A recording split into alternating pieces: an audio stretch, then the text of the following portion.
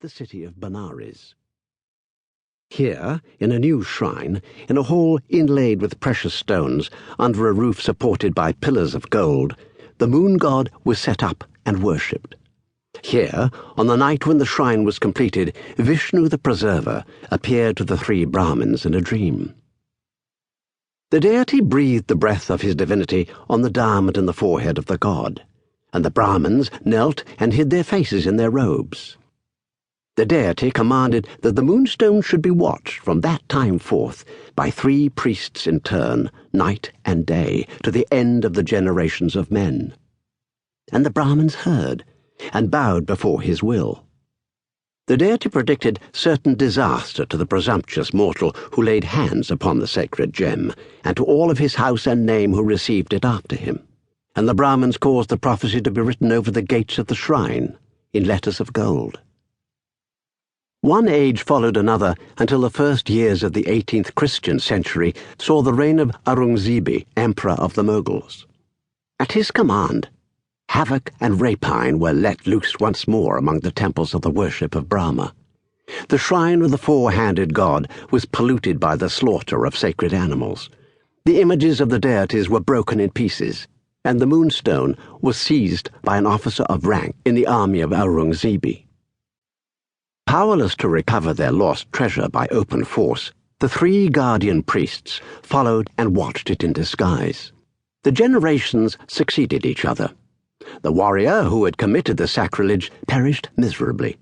The moonstone passed, carrying its curse with it, from one lawless Mohammedan hand to another, and still, through all chances and changes, the successors of the three guardian priests kept their watch, waiting the day when the will of Vishnu the Preserver should restore to them their sacred gem.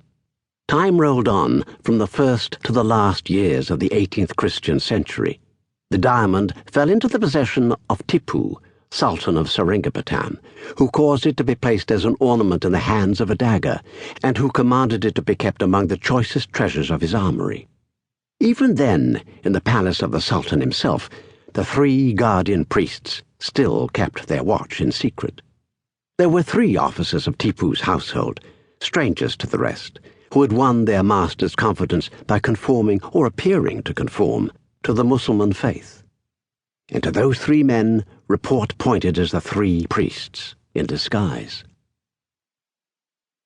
3. So, as told in our camp, ran the fanciful story of the moonstone.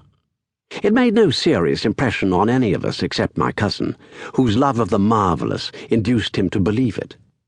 On the night before the assault on Seringapatam, he was absurdly angry with me, and with others, for treating the whole thing as a fable. A foolish wrangle followed, and Herncastle's unlucky temper got the better of him. He declared, in his boastful way, that we should see the diamond on his finger if the English army took Seringapatam. The sally was saluted by a roar of laughter, and there, as we all thought that night, the thing ended. Let me now take you on to the day of the assault. My cousin and I were separated at the outset. I never saw him when we forded the river, when we planted the English flag in the first breach, when we crossed the ditch beyond, and, fighting every inch of our way, entered the town. It was only at dusk, when the place was ours, and after General Baird himself had found the dead body of Tipu under a heap of the slain, that Herncastle and I met. We were each attached to a party, sent out by the General's orders, to prevent the plunder and confusion which followed our conquest. The camp followers committed deplorable excesses, and worse still, the soldiers found their way by a guarded door into the treasury of the palace, and loaded themselves with gold and jewels. It was in the court outside the treasury that my cousin and I met, to enforce the laws of discipline on our own soldiers. Herncastle's fiery temper had been, as I could plainly see, exasperated to a kind of frenzy by the terrible slaughter through which we had passed. He was very unfit, in my opinion, to perform the duty that had been entrusted to him. There was riot and confusion enough in the treasury, but no violence that I saw. The men, if I may use such an expression, disgraced themselves good-humouredly. All sorts of rough jests and catchwords were bandied about among them, and the story of the diamond